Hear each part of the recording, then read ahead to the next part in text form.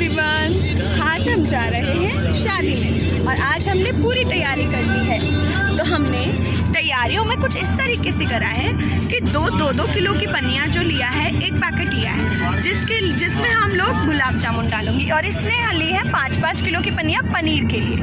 पनीर डालेगी, पनीर बहुत पसंद है, शी लव्स, है ना।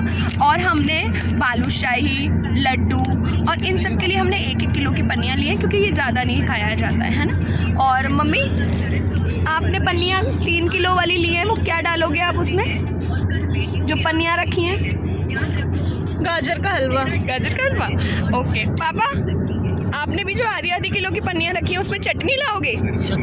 चटनी दही बड़े के लिए। दही बड़े। और किरत, आप? मैंने 4 किलो, हाँ, क्या लाने 4 किलो की पन्नियाँ रखी हैं। क्या लाने के लिए? मैं वहाँ से पाव भाजी लाऊंगा। पाव भाजी, ओके। तो सबने पैकिंग बहुत अच्छे से कर ली है और अब हम पहुंचने वाले हैं शादी में।